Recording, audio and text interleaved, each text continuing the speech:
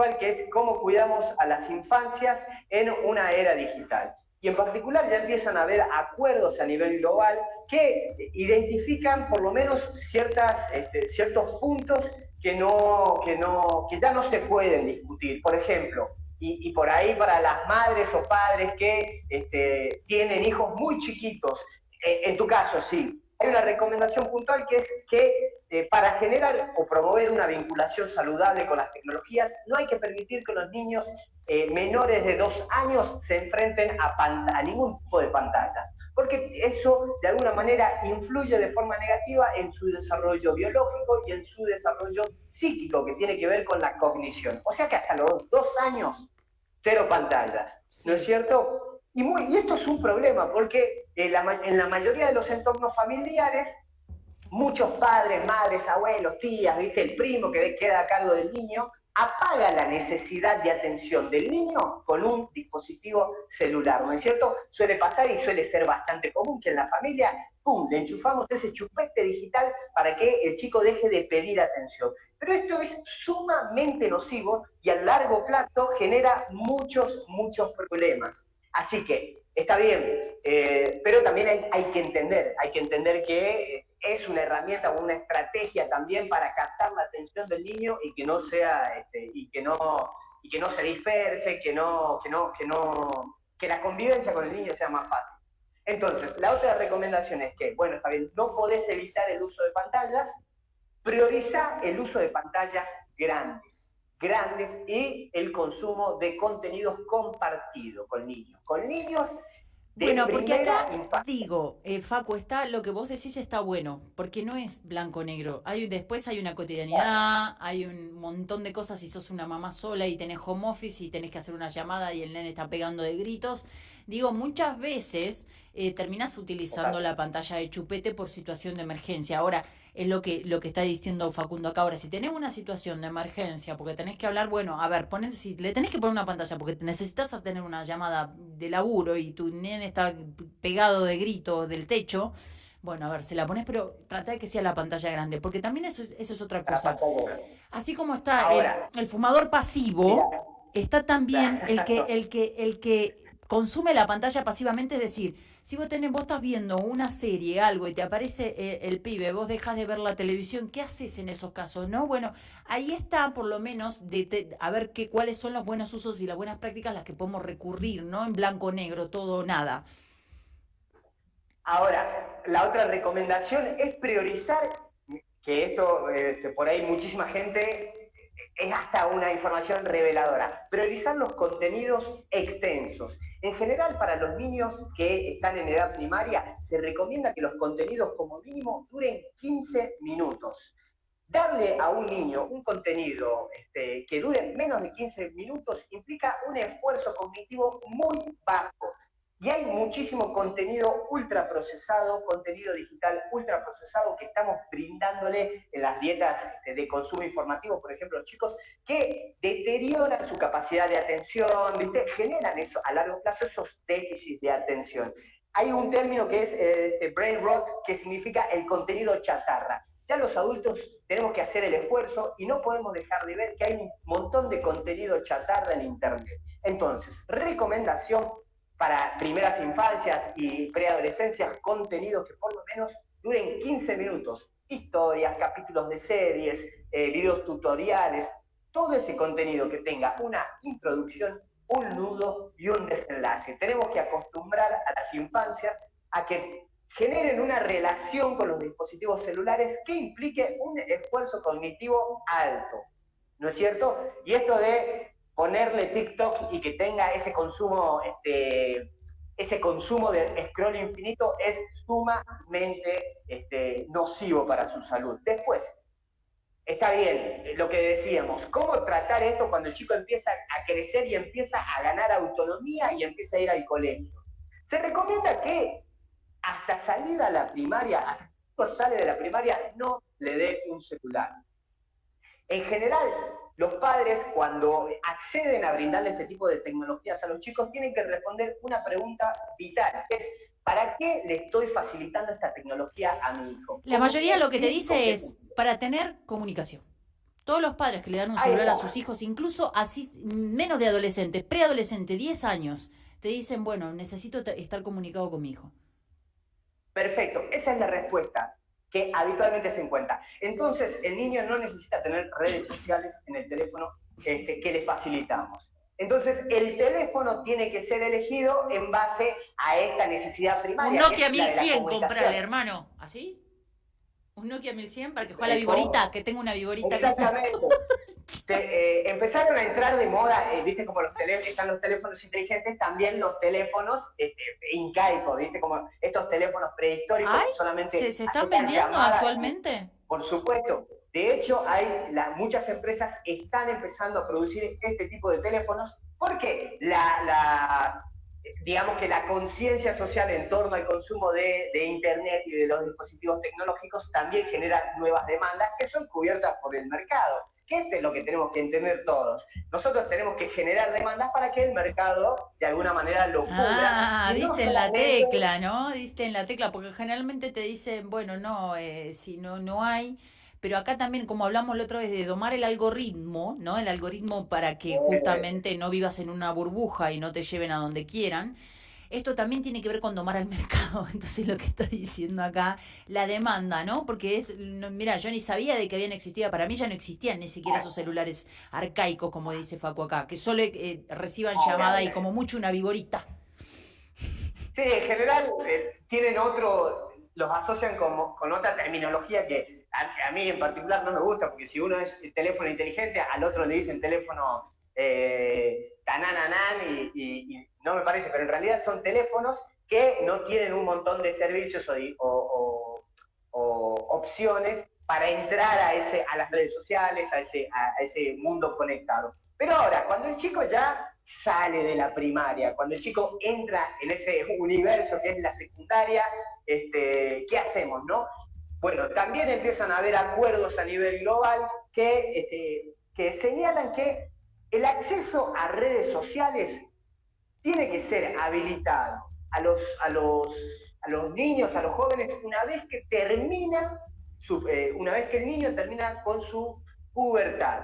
Porque implica directamente una influencia, los contenidos que él puede llegar a ver en redes sociales van a influir directamente en su autoestima porque en redes sociales hay un montón de contenidos publicitarios, hay un nuevo escenario con nuevos actores sociales que son los influencers, que de alguna manera se ponen enfrente de estas comunidades infantiles o adolescentes como referentes a seguir, ¿no? Y recién ahora, en este momento, estamos hablando acerca de la ética de los influencers. O sea que muchos influencers están desandando por sus caminos sin tener idea muy bien qué es lo que hacen y con la única intención de vender y generar mayores ingresos. Entonces, muchas veces esos ejemplos a seguir terminan siendo malos o terminan produciendo imágenes erradas de la vida en los chicos. Y después, ya hay muchísimos estudios que demuestran también que esos chicos que están accediendo a las redes sociales, que ven a influencers referentes, que empiezan a gestionar su vida dentro de las redes sociales en base a esa proyección que hacen los influencers, son víctimas de acoso constante o víctimas de esa toxicidad que tiene Internet, ¿viste? Que nos permite a todos los usuarios ser súper tóxicos porque en Internet podés ser un anónimo, etcétera, etcétera. Bueno, El hater es eso una también nueva influye, categoría, el ¿no? Que hater, nace de el ahí. hater, el hater.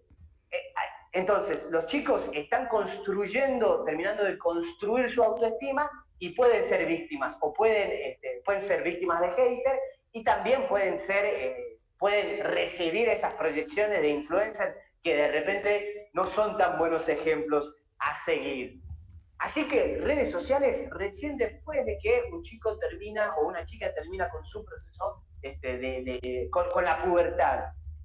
Ahora, cuando ya empiezan a salir de la secundaria, ya 15, 16, 17, el adulto también tiene que entender que hay que respetar la intimidad, ¿no es cierto?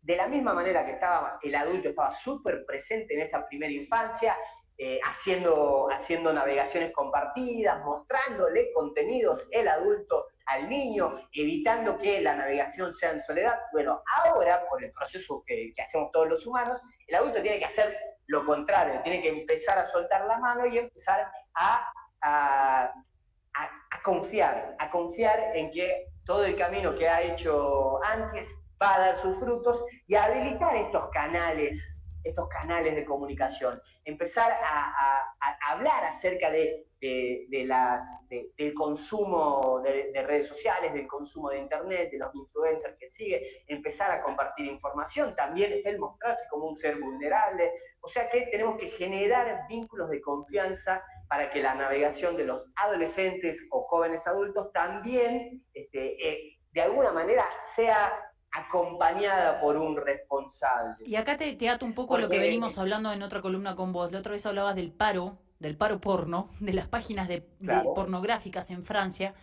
¿Por qué? Porque el gobierno francés estaba pidiendo que pongan una doble autentificación, como explicó acá Facundo, para los que son menores de 18 años, ¿no? Que hayan más filtros para que se pueda certificar que el que esté ingresando a esas páginas pornográficas no sean menores de 18 años. Y acá lo que te está diciendo, las cifras que avalaban por qué se pedía eso, era el consumo de ese tipo de contenidos de parte de claro. adolescentes, ¿no? Y esto digo ya por fuera de las redes sociales, lo que está hablando el Facundo en este momento es la navegación.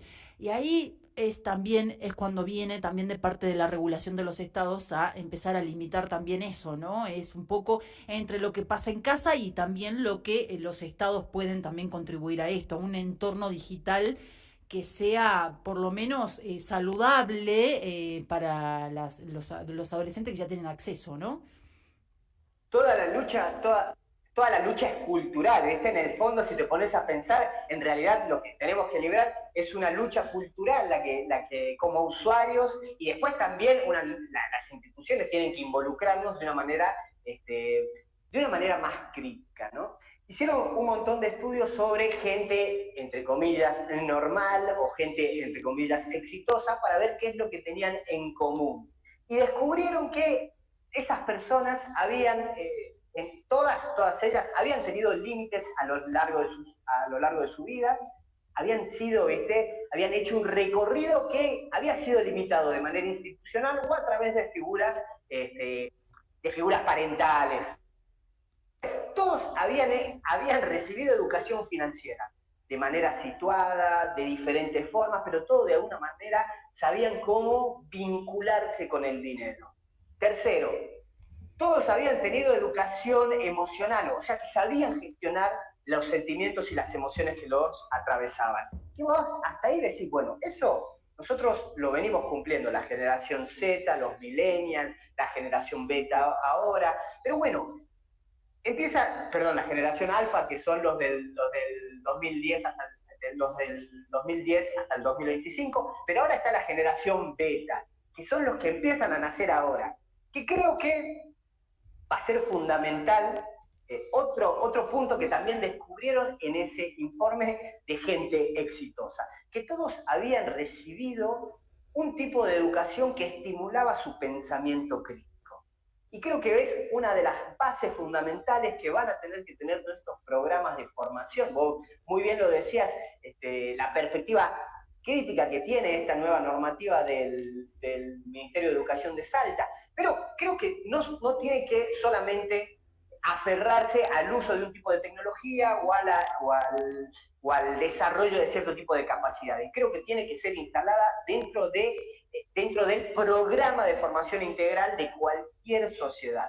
Creo que de la misma manera que aprendemos a usar el dinero, que aprendemos a gestionar nuestras emociones, que aprendemos de límites, también tenemos que aprender a preguntarnos por qué las cosas son como son y encontrar la forma de, sí, desarrollar una perspectiva crítica sobre la realidad, que es lo que nos va a permitir, en particular, con Internet y las plataformas, problematizar su existencia dentro de nuestra vida cotidiana, ¿no? De repente, los argentinos pasamos 9 horas conectados a Internet. De esas 9 horas, pasamos 3 y media en redes sociales. Es necesario que nos empecemos a problematizar como usuarios y como comunidad en general por qué hacemos eso y qué tipo de beneficios o a qué tipo de beneficios y riesgo ese tipo de rutinas nos exponen, ¿no? Ah, qué tema, qué tema. Bueno, uso de pantallas, porque además, no sé, ya hay niños que parece que no tienen ni un año y a la par que aprenden a dar pasos ya te deslizan, ¿no? Es como que parece que ya venimos con un chip, que después hay, lo que pasa es que el desafío de los padres y las madres es poder encauzar eso que ya parece natural, ¿no? Como el deslizar, que sea utilizado de una manera sana, Que está efectiva, hecho, que ayude. que está diseñado para que sea así. No tenemos que olvidar los usuarios que Internet y todos los dispositivos tecnológicos están ultra diseñados para que justamente desarrollemos, nosotros como usuarios, desarrollemos ese tipo de dependencia, de, de, de adicción, ¿no es cierto? O sea que no nos culpemos a nosotros de repente decir, ¿por qué no puedo soltar el celular? No, no lo podés soltar porque está diseñado justamente para que así sea. Hay gente que está haciendo detox de celulares, ¿no? Así que vamos por eso, ¿por qué no? Facundo Zagárnaga, nuestro especialista en comunicación digital, con su columna del día. Gracias, Facundo.